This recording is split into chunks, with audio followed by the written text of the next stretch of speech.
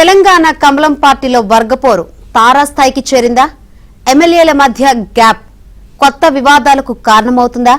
Assembly సమావేశాల నేపథ్యంలో ఆ వివాదాలు మరోసారి బయటపడ్డాయా? ఇంతకీ తెలంగాణ కమలదళంలో ఏం జరుగుతోంది?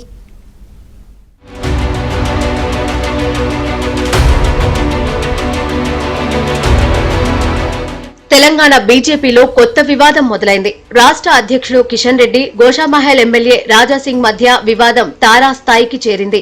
విషయం హైకమాండ్ దృష్టికి చేరిందో లేదో తెలియదు కానీ సమస్య మాత్రం అసెంబ్లీ బడ్జెట్ సమావేశాల నేపథ్యంలో బహిర్గతమైంది.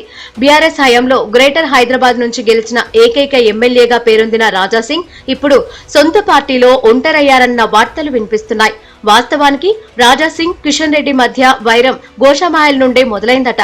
జిల్లా, మండల, డివిజన్ ఇన్ఛార్జీలను నియమించే ప్రక్రియలో సొంత నియోజకవర్గంలో స్థానిక ఎమ్మెల్యేకు సంబంధం లేకుండా కేవలం కిషన్ రెడ్డి సూచించిన వారికే పదవులు కట్టబెట్టడంపై రాజాసింగ్ అసహనం వ్యక్తం చేశారు. పార్టీ కోసం ఏళ్ల తరబడి కష్టపడి పనిచేసిన వారికి కాకుండా ఒకే సామాజిక వర్గానికి చెందిన వాళ్లకు పెద్దపీట వేయడం పట్ల క్యాడర్లో అసహనం పెరిగే అవకాశం ఉందని రాజాసింగ్ బాహాటంగానే చెప్పారు. దీంతో కిషన్ రెడ్డి, రాజాసింగ్ కి మధ్య గ్యాప్ మొదలైంది. అది కాస్త చినికి గాలివానలా మారింది. ఏకంగా పదవులు, పలుకుబడిని అడ్డం పెట్టుకుని సొంత ప్రయోజనాల కోసం పాకులాడితే పార్టీ ఎదుగుదల కష్టమంటూ కిషన్ రెడ్డిని రాజాసింగ్ టార్గెట్ చేయడం మొదలుపెట్టారు.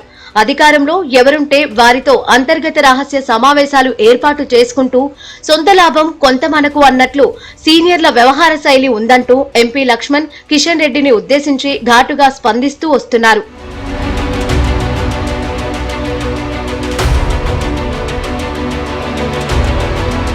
తనతో పార్టీకి, పార్టీ అధ్యక్షుడికి అవసరం లేదని ఎన్నోసార్లు అసంతృప్తిని వ్యక్తపరుస్తున్న రాజాసింగ్ ను బండి సంజయ్ బుజ్జగిస్తూ వస్తున్నారట.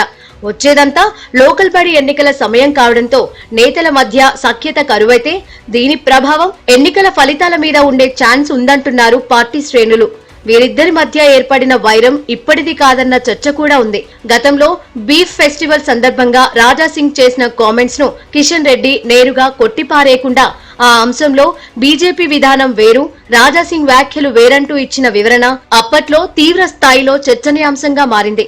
అది ఇప్పటికీ కంటిన్యూ అవుతోంది. అలా మొదలైన రగడ ఇప్పుడు మరింత వివాదానికి కారణమైందన్న ప్రచారం సాగుతోంది. దీనిపై జాతీయ నాయకత్వం ఎలా స్పందిస్తుందో చూడాలి.